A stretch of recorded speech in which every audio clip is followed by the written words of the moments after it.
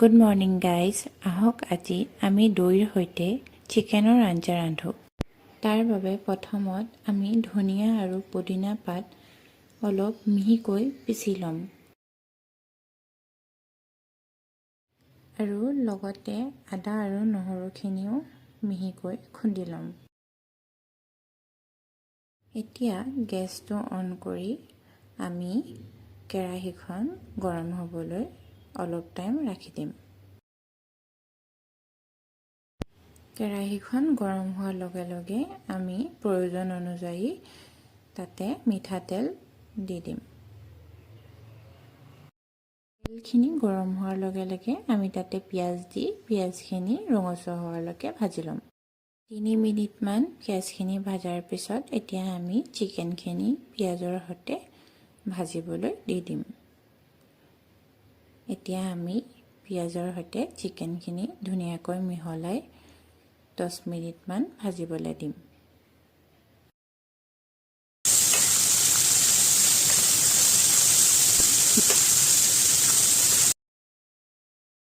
ঢাকনখন দাঙি পেলাই চাওক যে এতিয়া চিকেনখিনিৰ মাজত অলপ ৰঙচুৱাৰ নিচিনা ভাৱ হৈছে, মানে চিকেনখিনি অলম'ষ্ট 40% মান কুক হৈ গ'ল।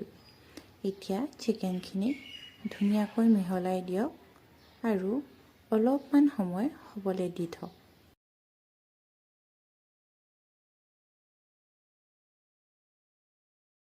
চিকেনখিনিও অলপ ৰঙচুৱাৰ নিচিনা হোৱাৰ লগে লগে আমি তাতে মছলা দিব লাগিব। আমি দিছোঁ প্ৰায় 1.5 চামুচমান হালধি পাউডাৰ, প্ৰায় 1 চামুচমান ধনিয়া পাউডাৰ,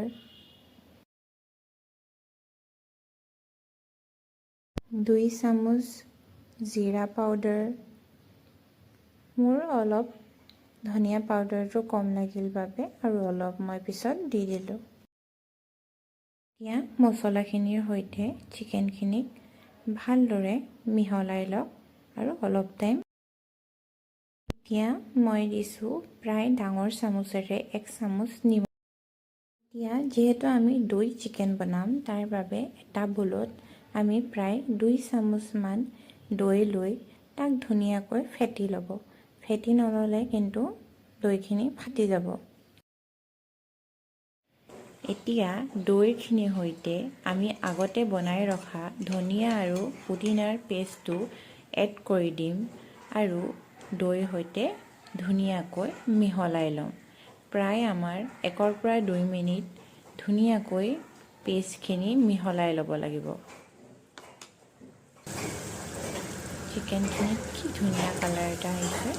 এতিয়া আমি তাতে অলপ গোটা গৰম মছলা দি দিম।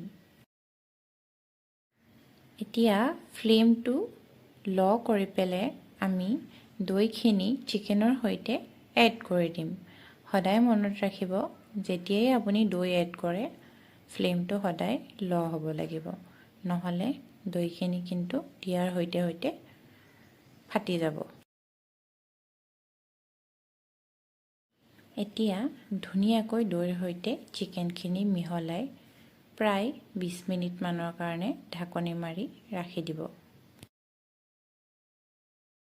প্ৰায় 20 মিনিটমানৰ পিছত চাব এটা ধুনীয়া কালাৰ আহিব আৰু তেতিয়াই আমি ধনিয়া পাত অলপ দি আকৌ অলপমান হ'বলৈ দিম। এয়া চাওক, ৰেডি আমাৰ দৈৰ সৈতে চিকেন। ধন্যবাদ।